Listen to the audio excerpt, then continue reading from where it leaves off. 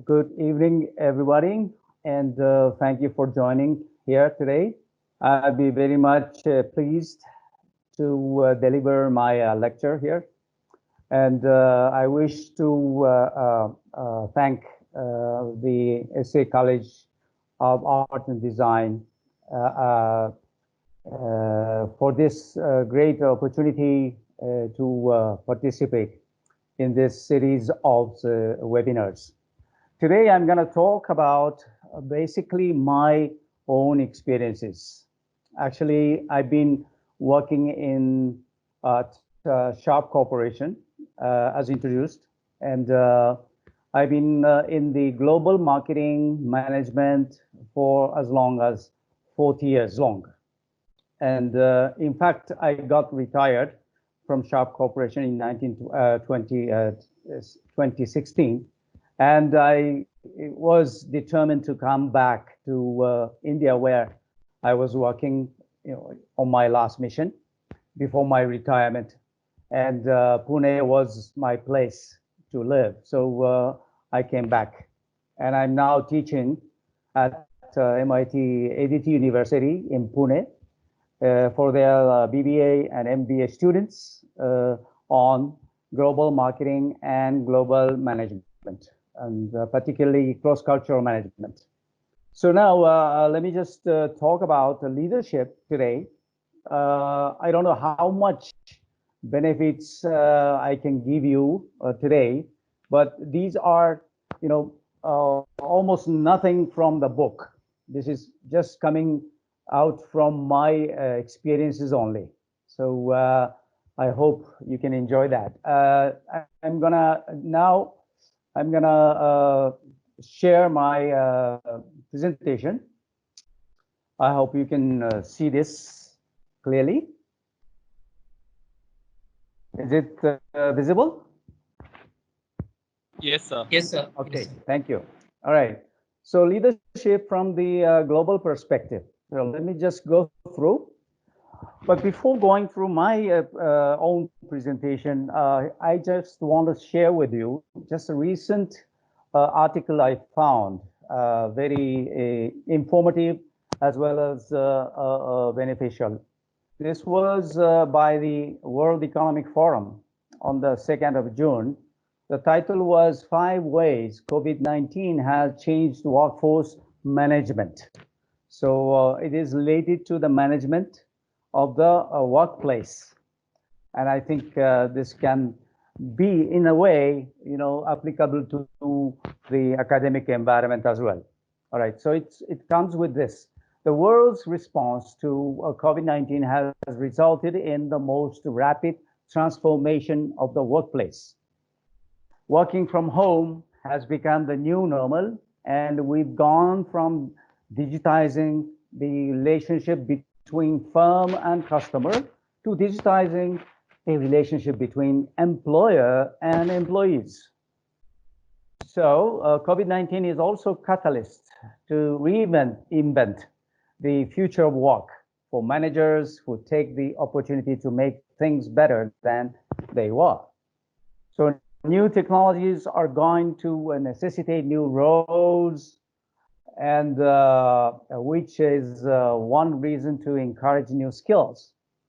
Employees will benefit from being taught new mindsets, behaviors, and values in the new, quickly changing workplace. If you take a look at this in this very short article, how many words of new is appearing? I just highlighted in red, see? So how many new are coming up here is something that we have already noticed in many places. Now, the main topic of 5 ways the COVID-19 has changed the workplace. Okay, these are the 5 ways. Number 1, rapid reskilling and upskilling as well was required. The quick adoption of new advanced technology. Suddenly everybody was supposed to do the work from home. So even me, I was not really accustomed to do this kind of webinar or online lectures, but I was suddenly requested to do so. So I had to change my laptop actually, which was the old one to a new one, which has a camera and mic on it. Number two, it is changing leadership. I'm sorry, I'm misspelling here. Leadership and management competencies.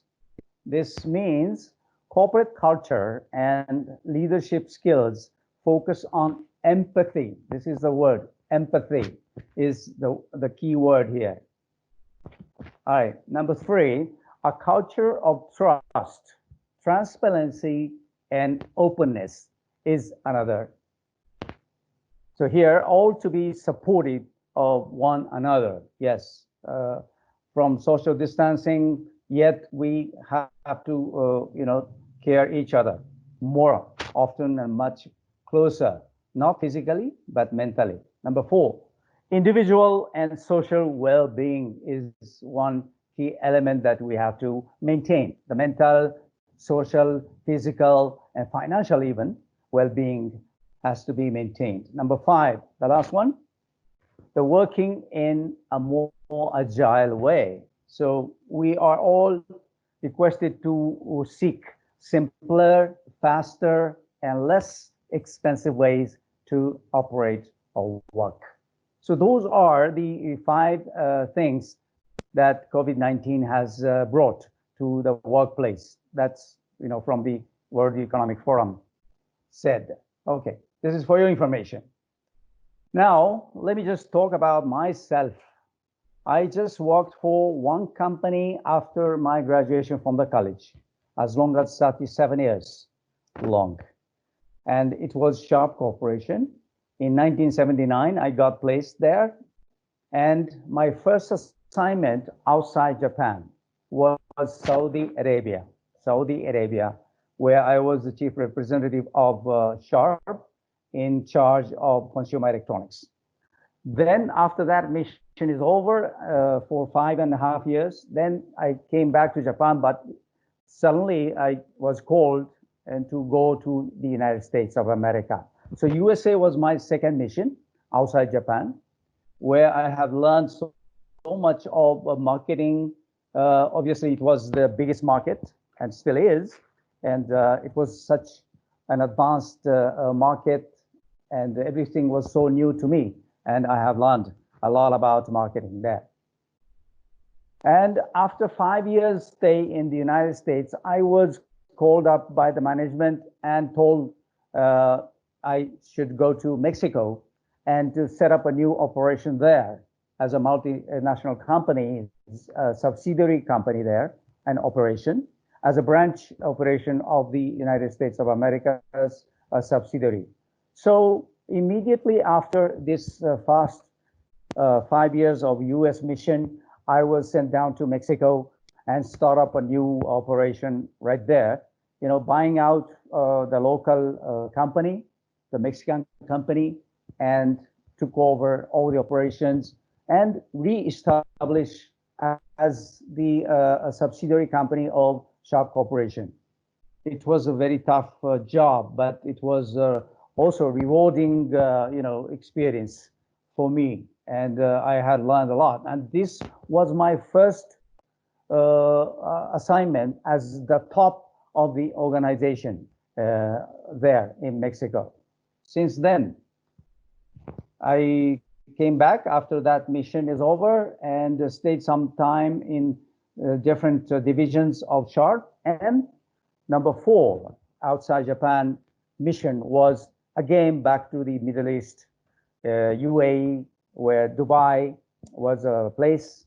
And I was looking after all Sharp domain businesses in the territory of not only in the Middle East, but also all entire African countries. So it was a big, big territory for me to take care. And it was impossible for me to go every single place. But I did, as a matter of fact, made some good contribution to the company because I had to change the business portfolio in terms of the business domain as well as the customer network. So both sides, I took care of it. And after that, I came back to Japan again And after some time, I was called up again by the management to go to India. And then New Delhi was my first place to be for 2 years as COO of all the Indian region operations of Sharp Corporation. And then in 2012, I was told to go to Pune and to head the manufacturing plant here, over here, as a managing director. It was for me a surprise because I've been all my career history, I've been in the sales, marketing, service, customer care, and so forth. Now, at the last moment of my career history, I was told to take care of the manufacturing plant as a head of that company. So it was a big surprise, but from all my experiences in the past, I could manage for that. And I was supposed to set up a completely new manufacturing production or assembly line for the domestic air conditioners, which I did in time. So retirement came at the age of 60, and with the extension of 6 months period. And then I was supposed to go back to Japan or final retirement. But I was already determined to go and come back to Pune again. So in 2017, I started to become a new bridge person connecting India and Japan in commercial, academic, and cultural aspects. So where I am right now. So this is my actually 10th year of my stay in India right now. Okay. So much of my career history, but I have to tell you one thing very honestly. When I joined Sharp, almost 40 years back, I was just like this. It was just like a sheet of paper. I was the meaning, I was just nobody. I was just nobody, but just a BA holder, majoring in languages only, and English and Spanish. I was just trying to get two languages at least, as my expertise, and which I did. So I did not know anything about business actually. When I joined Sharp, I didn't know anything about management. I didn't know no knowledge about the marketing, accounting, law, all these things first time. So I started to learn from the scratch, from the day one. And then I came up to the ladder, as you have seen my career history. So I was just trying to become a better person all the time. All right. Today's topic of discussion will be like this. Number one, different perspective and commonness. This is between India and Japan, just to for your information. Number two, what I have learned in foreign countries, yes, during my whole career history, as such a long time, I came up with 6 basic guidelines to live in a foreign culture to share with you. Number 3, key elements of a strong team and to become a strong leader. So this is the main theme of today. So from my experience and from my perspective, I will be sharing with you what are the key elements for strong team and to become a strong leader. This applies to everywhere, whether it is the academic field or whether it is the commercial field. I think it doesn't matter, or in the government sectors. Wherever you go, you have the team to operate. You have to lead the team, and you have to be a strong leader to get the job done. Number 4, 11 articles of my constitution to become a global-minded leader. This is again out of my whole experiences, visiting more than 60 countries all over the world during the last 40 years, staying outside Japan as long as 25 years in 5 different countries. So out of all these experiences, I came up with this constitution to become a global-minded leader. There are 11 articles that I wanted to share with you today. And the last but not least, there is one word, ikigai. Ikigai is a Japanese word meaning it's a reason for being. Reason for being. I like to talk about ikigai, your reason for being, what it is all about. Okay, this is the first thing I like to show you. This is a global map from the global standard. But nobody in Japan is seeing the world this way. In fact, I never saw the world in this way. We all see the world this way. Look at this. See the difference? Some people say Japan is located in the very far east. That's only from the European point of view. From our point of view, the very far east, and we can see New York City in the United States. See, that's a difference. So we are talking about the same world, same globe, but when you look at from the different angle, it looks quite different. The USA from this angle is looking very far away from us, from both of us, right? And they are now trying to make some new things to, many outsiders. All right, let's take a look. There is a difference in perspective, but there are something in common. You Indian people and me, Japanese, can share actually. And today I'm going to show you just a little bit of the examples only. There are many more.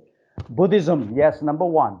The Buddhism is the first thing I like to say. This is something in common because it's been, it's been burst.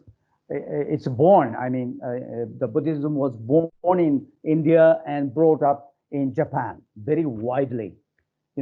As you see, Hindu temples are here and there, everywhere. So the same thing happens to Japan in case of Buddhism. You see in every town, every city, there are several Buddhist temples all over Japan, north, east, west, and south. All right. The great Buddha is having 8 meters height. It's a huge, gigantic Buddha statue. Was inaugurated by the Indian monk Bodhisena. He is believed to be the first visitor from India through China, and he spent his whole life there in Japan. Okay, number two, the worship in nature. All the Japanese people worship in nature, and we believe the gods are everywhere in the nature. See, these are the two rocks on the seashore, all right? The bigger rock is supposedly a husband, and the small rock is believed to be his wife, and they are, connected by the sacred rope. This is how we look at the nature, all right?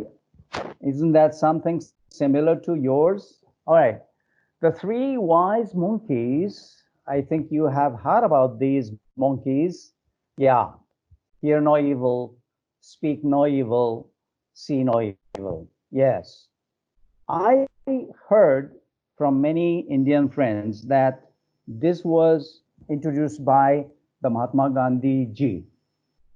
Okay, but look at this photograph. This was taken from one shrine, which is like a temple in Japan. Millions of people go there and pray. These are the three wise monkeys. Hundreds of years before Mahatma Gandhi ji talked about those three wise monkeys, it's been there already in Japan. And same as you do know about those three monkeys, almost all the Japanese people know about those three monkeys as well. How's that? I don't believe there is any other countries in the world where the most of the national people know about those three monkeys. Only India and Japan, I believe. This is something. Mahatma Gandhi ji is standing always and welcoming the visitors. This is in the central part of Tokyo. See? So Mahatma Gandhi ji is always there in Tokyo, welcoming us. Look at these statues. Look at these statues. Aren't they familiar to you? Aren't they looking familiar to you? Yes. Those are the three gods worshipped in one of the Buddhist temple in Hiroshima Prefecture. From the left, those are Benzai Ten from the left, Kangi Ten on the center, and Tamon Ten on the right. Yes, they are all from India. Saraswati, Ganesha, and Kubera are the god and goddess. In fact, Ganesha, for example, is a very important Hindu god, I believe.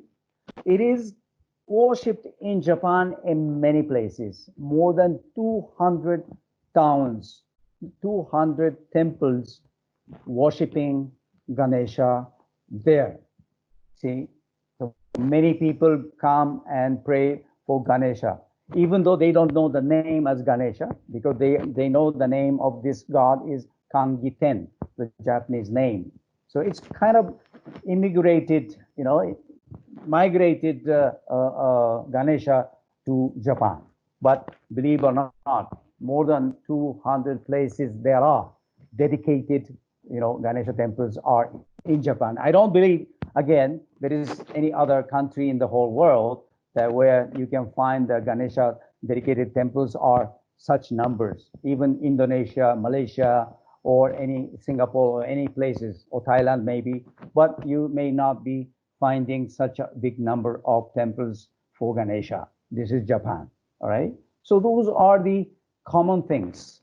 Now, so there are 6 basic guidelines I came up with for you to live in a foreign culture. So this is a guideline that if you are teaching and guiding your students for the exchange program, or you may be welcoming some foreign students as well, or you're sending out some of your students out to the outside world, outside of India, and for them to experience a different culture, then these are the 6 basic guidelines that you can talk to them. Number 1, get deeper into the local culture. See, do not mingle, meaning mix with your countrymen, in your case, Indian people. For example, if you go to Japan, don't mix with the Indian people over there. Mix with the Japanese people over there and get deeper into their culture. Number 2, learn its history and culture.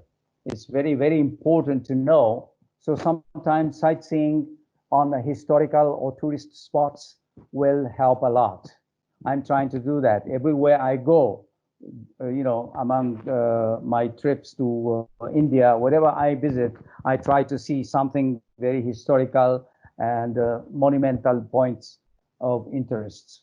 Number 3, observe and follow the local manners and rules, especially respect all religions. I keep telling all the people everywhere I go, the same thing I'm telling to the Japanese people too, particularly for the Japanese students, see, and particularly, very especially for this religion thing, because India has a lot of religions, it's so much of a mix of diversities, and religion is one of them. But just think of it. Religions are not normally your choice, right? You are born as Hindu or Muslim or Jain or whatever, Sikh maybe, but you are born with that. It was not your choice. So you are respecting your destiny. correct?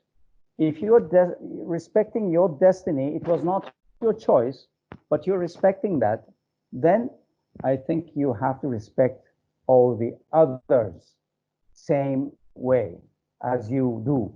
So we need to respect each other, no matter what religions you are believing in. You know, that was your, maybe most of the cases was not your choice, but it was given by birth. So let's respect everybody.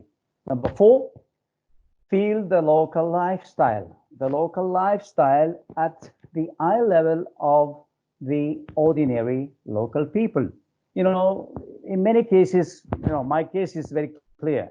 I was in Mexico, I was the top of the, you know, top guy of the organization. In the UAE, I was the managing director, the top guy. And in India, I was the COO. And the last time I was the managing director again for Sharp India Limited. So I was in the very top of the management and the organization. So if I don't take intentional care, I may be looking at the market and the people from that angle. It's totally wrong. If you want to really understand the local market and local people, you have to go through the eye level of the ordinary people, the same way as they see the things. You have to take a look from that angle. That's my point, number 4. Number 5, know better than the locals. So for example, if you go to Japan, try to know much more about Japan, even more than or better than the Japanese people. Try to understand and try to learn and study about their history and culture. All right. One of the ways that in the marketing method, to grasp the changes happening in the market, this is a great way. Monitor frequently the same point of observation. Same point of observation means, say, in my case, if I was in charge of the consumer electronics, I used to go to the electronic shops, right? There are so many electronic shops, but I decide to go one or two shops every weekend. Every weekend I go for shopping, as well as I go to observe those, visit those same points, same shops, so that any single change can be detected very quickly and very naturally. It comes to your eyesight. You know, I hope you understand this. If you go to many different shops every time, then you get confused. What is new? What is old? What are the changes happening in the market? You will be lost. But once you start monitoring the same point of observation, maybe a shop or any place, then you will get to know any single minute change happening over there. You'll catch it. That's a hint, and that's the kind of sign of changes happening in the marketplace. This is a very much a marketing issue and marketing method for your information. Number 6, last but not least, be ready always to talk about your country, in your case, India. Why? Because you will become the ambassador yourself. See, just as an example, I'm here in Pune. I'm at MIT ADT University. I am the only Japanese there. I am the only Japanese in that campus. So I am seeing from my colleagues and everybody else, students as well, I'll be seeing like an ambassador of Japan, right, to India. So same thing will happen to you if you go to Japan, for example, in that particular town or city where you stay. There may be no other Indian people. Then you will be the only Indian visitor over there. Then you'll become an ambassador, certainly. So you have to be ready to talk about your country, India, and be ready to discuss it, right? So you have to know very well about your country. So those are the 6 guidelines for anyone to go outside of India and to experience a foreign culture. All right, this is for your information. In the America, there is one word I like to share with you here, particularly in the marketing, this is a marketing kind of, what do you call it, sutra? Yeah. The KISS is the keyword. Just keep it, okay? It means any new product, any service, all right? Just keep any new product or service simple. And one more S, the last S, please guess what it is. Any word starting from the alphabet S, all right? All right, because of the time constraints, I will be just giving you the answer. Keep it simple and stupid. Stupid. Did you guess this? Maybe not. See, this is American, marketing kind of buzzword, KISS, and everybody knows this. The meaning is keep anything that you make for marketing very simple and very stupid, meaning even a stupid guy can enjoy and get the benefit. Just imagine the mobile phones, smartphones. The Apple iPhone is very much famous. One of the reasons why Apple iPhone is very much famous and popular is a good design, yes, but at the same time, it's very easy to use, very simple to use. There is no instruction required to read, right? So this is very good example. On the contrary, Japanese manufacturers like Sharp, I used to be at Sharp. I know the Japanese manufacturers tend to make everything so much, too much of the value added. If you just imagine how many buttons on a simple remote control for a TV, for example. If you just imagine, maybe you can just find it in your home, how many buttons are on one single remote control? Maybe 30, 40 buttons. Too much. That's too much complicated. It's not simple at all. So it's against totally from this KISS word, marketing buzzword. So this is applicable to all over the world for any single product or service that you may come up with. So I think it's a very good lesson that American people taught me, and I learned this, and I keep it all the time to share with many people. All right, next. All right, now I'm going to talk about the strong team and a strong leader. All right. Because of the time constraints, I cannot explain each one of them or derivate on those things, but just please take away those keywords. What are the 4 key elements of a strong team? Just imagine, starting from T, E, A, and M. Okay? Number 1. Transparency. If you remember, in my first part of the presentation, there was World Economic Forum's article was also showing or talking about transparency. Transparency is the first thing that you have to keep. If you have any secret with you, just keep it with you. Do not disclose it. If you disclose it to some people only, then it will be a collapse of the team. If you want to disclose or share some secret of the team, share it with everybody, so that transparency can be maintained. All right. If you do not keep this transparency, the teamwork will collapse. right? Number two, empowerment. This is number two. If your team has 50 people, it's too much to control. You cannot control every single one of them. In my opinion, and from my experience, the maximum number of people that you can control yourself is only 10 people. Only 10 people. Why?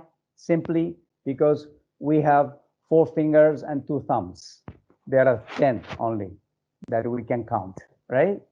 So from my point of view, empowerment is very important to keep the team strong. And transparency always the basic thing to keep them, empowered. Number 3, appreciation and acknowledgement. If any one of your team members, if any sub-team members of the team had a great job, had done a great job, big success, you have to appreciate them and acknowledge them in front of everyone, in front of everyone. If somebody has failed, somebody has made a mistake, do not punish them in front of everybody, just to encourage them separately, talk to them and discuss how to improve it and not to repeat the same mistake, but do not disclose it openly with anyone, right? Number 4, obviously the last M must be, as you have already guessed, yes, motivation. Why you are in a team, why they are in a team, why am I to do this, why we are setting up this goal. All these must be motivated, and there must be a good motivation to pursue it, and all the team members can work together towards the same goal that they share, right? So these are the, from my point of view, very important elements to make a strong team. Again, transparency, empowerment, appreciation and acknowledgement, and motivation. All right. Then, how to become a strong leader, all right? Again, these are the 6 key elements to become a strong leader, to lead a strong team, all right? In my opinion, a strong leader is a strong team builder, all right? You may think in a different way. A strong leader has a strong decision maker and performer and those things. But from my point of view, no, the strong leader is a strong team builder. All right, let's see one by one. The number 1 element to become a strong leader is logical thinking. Yes, of course, logical thinking is a must at all times. Number 2, E, eloquent speech. Yes, you have to be eloquent in speech to inspire and to influence the people and to convince the people, persuade the people, and so forth, right? So you understand this. A for ambitious vision that has to be shared all the time with the people. Sometimes you need to discuss the vision with your team members as well.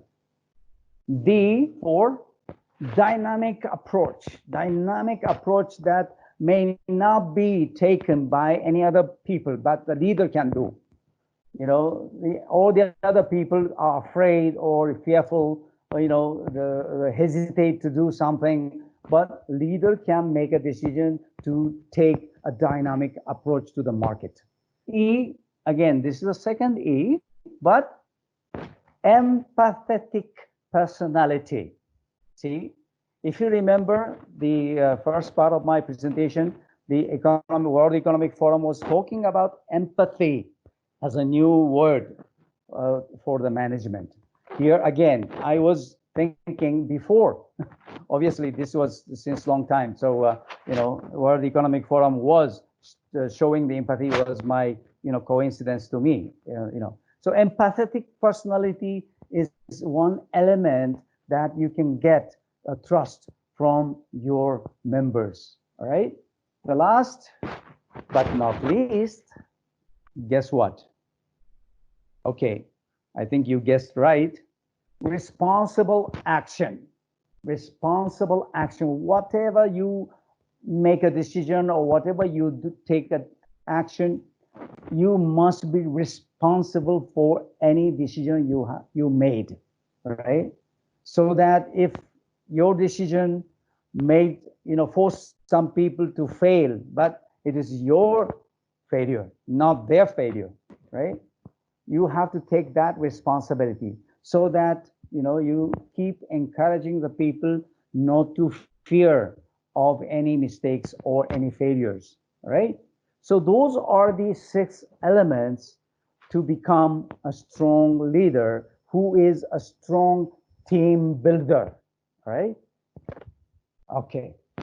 Now, the 11 articles of Constitution, 11 articles of Constitution to become a global leader from my all the experiences in the past. Number 1, speak good English to get high esteem.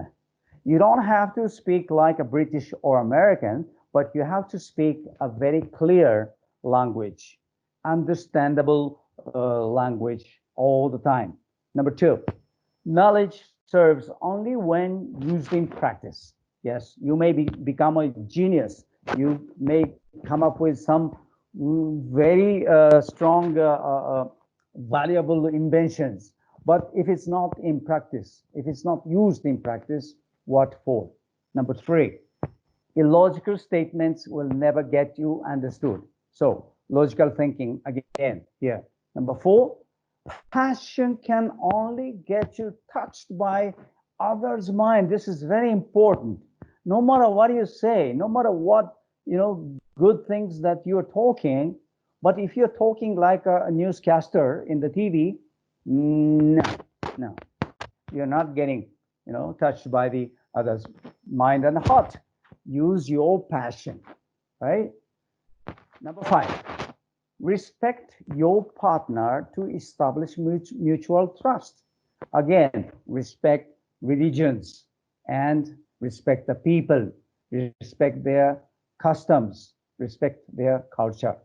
Number 6, emotion will not help you lead to a correct decision.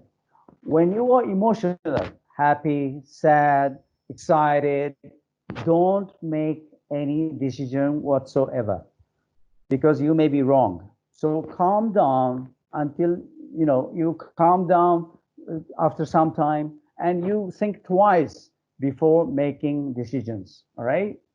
Number 7, if not exceeding your limit, there is no growth. Yeah. There is no limit actually at all for any people. If you remember me, I started out from nothing.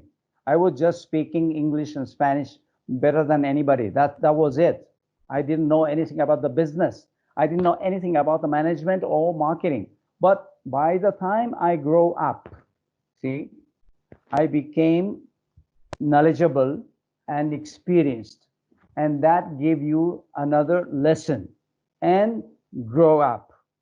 And when you grow up, then you perform well, then you get the reward, promotion, higher salaries, higher positions, more people to work for you, and more, wider responsibilities and so forth, which I did myself in the last almost 40 years time. So don't set your limit, but if you want to set a goal, set your goal a little higher than where you are. This is my advice to all the students. Don't set your goal at very high. If it's too high, it takes long time to reach there. If it's taking too much time, you may be tired, you may be depressed, you may be losing your passion and interest, and finally you give it up. Then disaster. It is a total disaster for you. But if you just set up your goal a little higher than where you are right now, you can catch it. You can reach it as quick as you can. Then it will give you the confidence in yourself. That confidence will encourage you to try to make a higher goal, right? Just keep this going. Just keep setting up your target or your goal a little higher than where you are right now, and just get it as soon as possible, as quick as you can, and get another set higher goal, and just keep it going. This is my way. Number 8, college can help you find the unknown answer. See, in the academic field, you may be able to find the answer, but in the business, there is no answer at all. There is no answer. It's all unknown. There is nobody who will tell you the right answer from the beginning. So you have to have a courage to explore and find the right answer right there after you try. See? So courage is necessary to try in the business. Number 9, challenge in new ways to create changes. Challenge for any challenges for any new things, like COVID-19 will give you a lot of challenges now. But in this challenging period of time, you have to try to change something. So create some changes in your own way, in your own life. Maybe what time to sleep, what time to get up. You may be able to change those patterns or life, life cycles. I mean, the life patterns can be changed so that you can challenge on something totally new. Number 10, challenge without prejudice only makes sense. So be open-minded always to accept all new kind of ideas and new perception and perspectives. All right. Number 11, last but not least, working alone will never get you expected result. Yes, again, teamwork. Nobody can work alone. Nobody can accomplish any task alone by oneself. You need somebody to work with you. You need some partners with you. You need some advisors for you. You need some supporters for you. All right. So you need to create a strong team. Again, the team building is here. So to become a strong leader, again, become a strong team builder, right? So these are the 11 articles of my constitution to become a global leader. For your information, this can be applied to everywhere, every field, every thing, commercial fields, academic fields, anywhere and anywhere in the world. It applies to all. Okay. Lastly, I like to talk about ikigai. It's a reason for being. Okay, reason for being. Here is a Japanese word of ikigai, the search for purpose of being and fulfillment in life. So purpose of life and fulfillment of life. So both together. This combination is the meaning of this concept ikigai. Okay, there are 4 elements that you have to take a look. Please look at this diagram carefully. Okay, from the top, let's go. It's something you love. Okay, it's something you love. All right, this is number 1.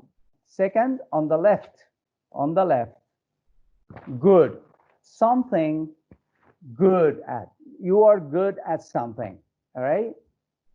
And number 3, the bottom, paid. Right? Something you can get paid. Something you can get paid for the work. All right. This ikigai means what kind of profession, what kind of work you are going to do. Okay. And combination of all four elements can give you the right purpose and right fulfillment of life, which is ikigai. The last one is need. What the society, what the world need for you, right? So these are the four elements: what you love to do, what you are good at to do, what you can be paid for, and what the world or the society needs for you to do. Only when all those four elements are met, there is a central sweet spot, which is ikigai. Nothing can be missed. Any single one of those four cannot be missed. See, if, for example, if you take a look at this diagram carefully, if you love something and if you're good at it, it's a passion here, right? If you love it and if you're good at it, there is a passion here. If you love it and it's something the world or society need, it's a mission, kind of mission. And if the world needs something and you are getting paid for it, it can become a vocation. And if you are getting paid for that work and if you're good at it, it's a profession. But it's not ikigai yet. Why? Because not even a single point can be missed. That is the, this diagram is showing. It's very well, I think, created this diagram showing very clear points of important elements of life. I have found my own ikigai with all four fulfilling. Yes, what I love to do, what I'm good at it, I'm getting paid for it, and the society needs for it. What I'm doing right here today is what I'm showing as ikigai myself. All right. So please see this and talk to the students. Talk to the students. There are four elements when you are talking about the recruitment. When you are applying for a job, think about what you love, what you're good at, what you can be paid for, and what the society needs, right? If those four elements are met, that job can be your ikigai. And ikigai can be changed, from time to time. As you grow up, maybe your ikigai can grow as well, all right? All right, just an extra lesson here. There are 5 tips to make your own resume super impressive. I like to just share with you this because many of your audience are teachers. I think you can talk to your students about how to write their resume super impressive, because I have been through so many CVs and resumes, and there are many things that I wanted to make some advices. Number 1, make it short and concise. I have seen so many CVs and resumes having 5 pages, 6 pages or more, but don't make it too long. The recruiters having not such enough time to go through it. Okay, only maximum 2 pages. I'm telling all the students, you make your resume or even a CV, make it short and concise, maximum 2 pages only. Number 2, attach your recent best profile photograph. Even though it is not required, maybe, but you can just attach it unless it is prohibited. Unless it is prohibited, you attach your best shot of the photograph to appeal how you look, right? Number 3, write about your future, not just writing about your past and present. In most of the cases, 95% of the resume I've been through, many resumes and CVs I've been through, they're only talking about the past and present. But you have to write about your future, what you can do, what you want to do, right? how you can contribute to the company that you are applying for, or the job you are applying for. See, the employers or recruiters are looking for this. Of course, they are looking for the past and present as a proof of your history, but more important is your future, because they are going to buy you your future, right? So talk about your future in your resume. Number 4, emphasize your own USP. The USP is unique selling point, in what you are better than any others. Just find out something you are better than anybody. Just find something. Right? Anything will do. Anything will do. Even a hobby. If you're a sportsman, you're an athlete, fine, talk about it. If you are a musician, talk about it. It's all right. You know, recruiters are looking at you as a whole personality. Number 5, the last one, customize it to fit the company that you are applying for. All right.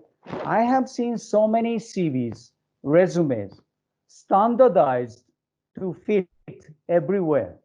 There's no such a thing here. All right. In my opinion. All right. One size fits all. No, no. One design fits all. No. You have to customize your CV or your resume to fit the needs of the company you are applying for, to fit the job that you are applying for. So you need to customize it every time you apply for a new job. Every single application must be unique to fit that company. That's number 5. Very, very, very important. See? And these 5 rules or tips to make a resume is applicable globally, everywhere, and to the Indian companies as well, not just for the Japanese companies. I'm advising everyone to follow those 5 tips. Okay, the last sutra or mantra, you may call it, that 3 C's for success from my point of view. Number 1, you have to have a courage to enter or start something new. And once you start it, you have to commit yourself for long term, not a short term. Number 3, you have to have a confidence in your success. If you don't feel confident yourself in doing something new, don't start doing it until you feel that you can do it. Then do it. All right. These are the 3 C's for anything, for any job, any startups, anything that you are starting from the new and challenging for the new thing. 3 C's are very important. All right. Okay. So I really admire Swami Vivekananda. Yes, the Swamiji, I really admire. Here is one quote from him for your information. Education is not the amount of information that is put into your brain and runs riots there and digested all your life. We must have life-building, mom-making, character-making assimilation of ideas. Lastly, if you have assimilated 5 ideas and made them your life and character, you have more education than any man who has got by heart a whole library.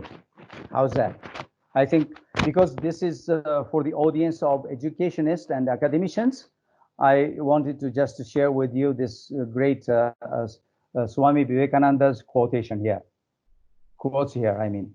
All right. So the 3 wise monkeys, we talked about it, but please forget about those 3 wise monkeys because they are talking about evils. Look at this carefully. Please look at this carefully. What do you see? You may not be hearing no evil.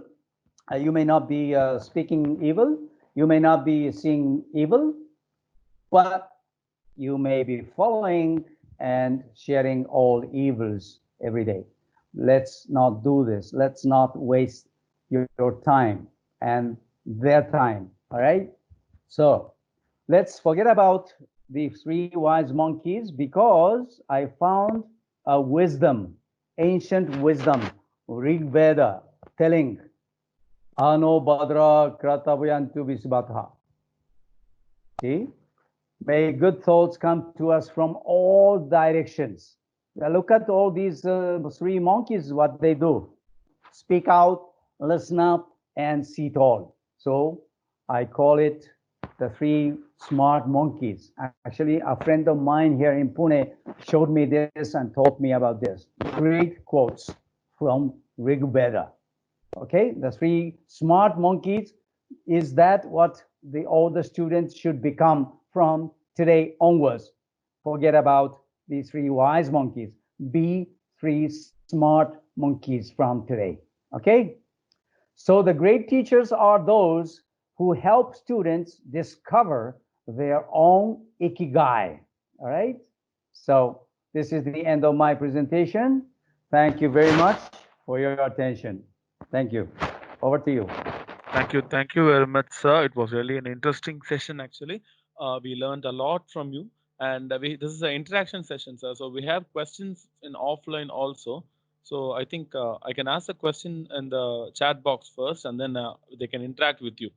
Like the first Okay. question is like a person has asked you challenges you faced in dealing with members, I mean staff members in all the countries as a comparison, maybe in behavior or language or emotional or social intelligence discipline or whatever it is. Can you rate them according to -3 to +3? That is what they ask. Oh, am I asked to rate them? That In is what has been given, but it is rate who, actually? Rate who? the behavior of the workers, the staff members under you.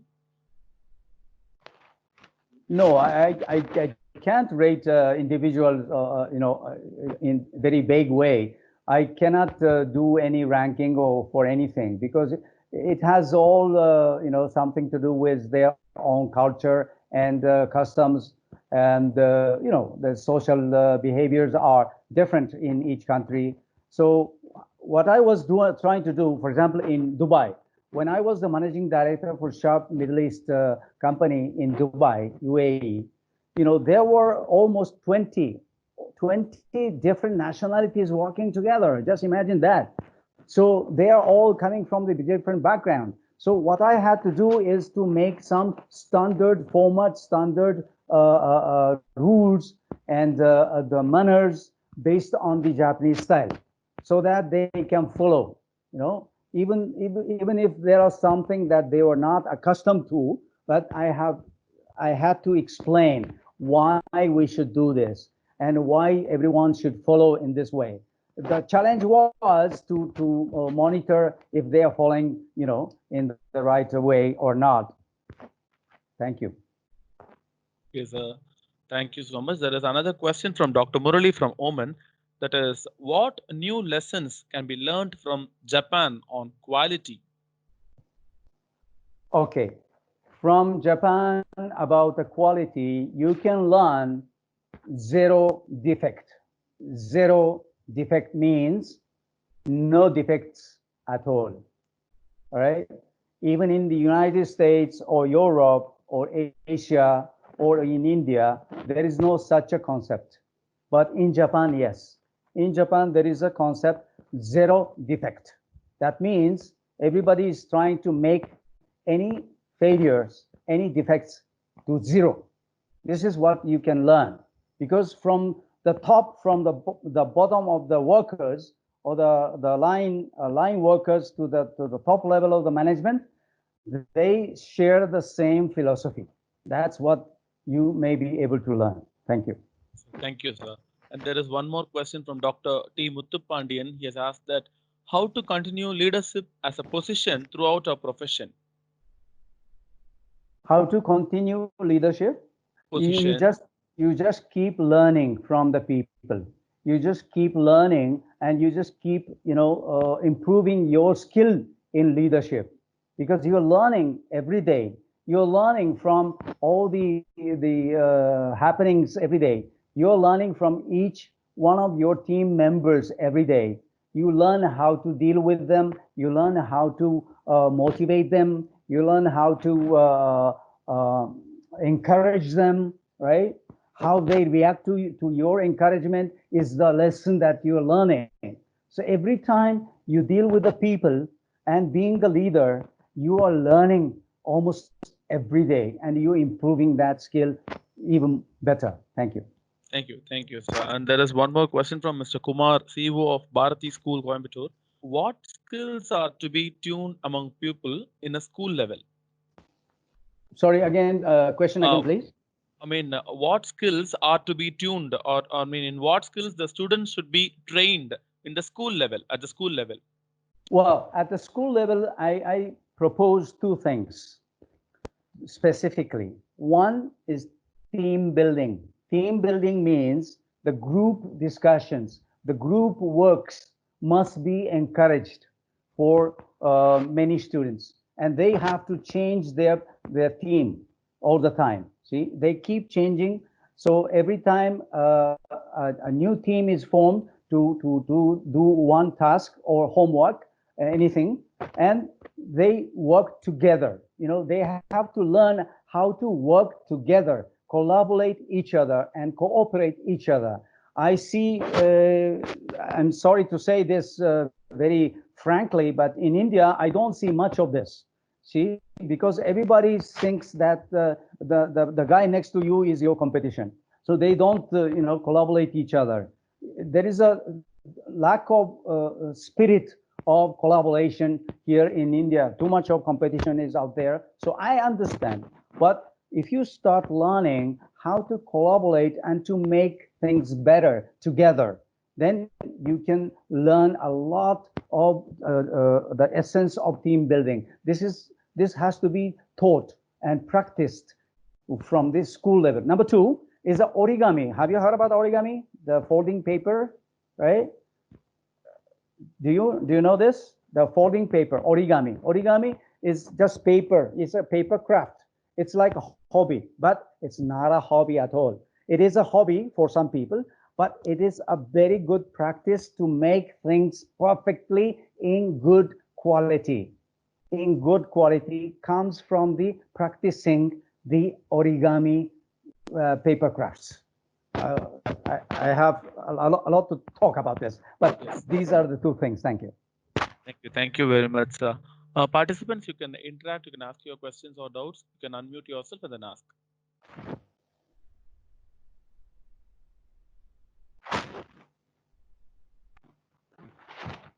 Participants, you can unmute yourself and introduce yourself and then ask. Yes, thank you. Hello, good evening. Hello. Hello, good evening, sir. Your Yes, good evening. presentation was so excellent. The presentation was so excellent. It was thought-provoking. Thank you. Can we use augmented reality to portray the best practices in the institutions? Will it be good or it will not be good? Augmented reality. I have to be very honest. I'm not good at our AR thing. I'm not good at it. I cannot make a judgment on that. But there must be some good ways to make the best use of it. I believe so, but I don't know how. Sorry. Thank you, sir. Thank you. Hello, sir. I have a question.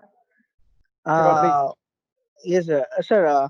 What about the 12 sigma concept, sir? It's implemented in Japanese, sir. Sorry, 12 what is sigma. that? 12 sigma. It's not much. It's not much.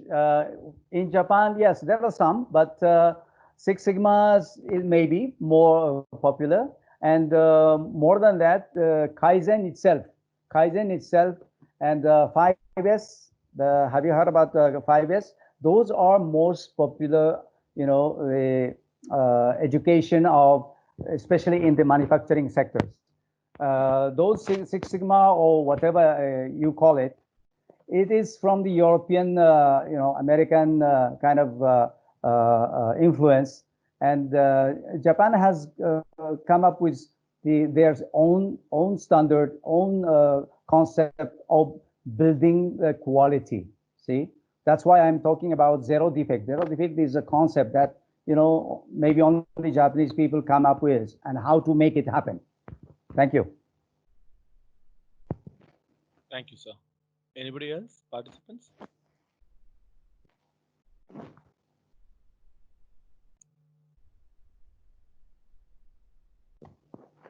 Okay, so I think with that note, there is no questions from the participant side. So thank you very much, sir. Vision without action is a dream, and action without vision is a nightmare. And experience is the best teacher, and listening to the experiences of a teacher is really a good experience. So working for nearly 4 decades in a company shows the bond between you and the company, and you might have been a nobody when you joined in Sharp, but there is nobody to replace you in Sharp and in the world. And thank you for breaking the Eurocentric view of the world and map through the Japan-centric map. And thank you for highlighting the religious and cultural similarities of India and Japan. The Indian map, which hangs behind you, and the U in the front are the symbolic representation of India's and Japan's bond. Thank you very much, sir. And thank you for giving a different approach to KISS, I mean KISS, team and leader. And thank you for guiding us to know more about our Ikigai, the reason for being, the search, the quest of purpose of living. And thank you very much, sir, for polishing our resume and your 3 C's for success. And I like to add 2 more C's here. That is, we will follow these 3 C's, and it will be a compliment for you, and you'll be cheerful. So thank you very much, sir. Thank you so much. Great. Arigato gozaimashita. Thank you. Great summary. Thank you.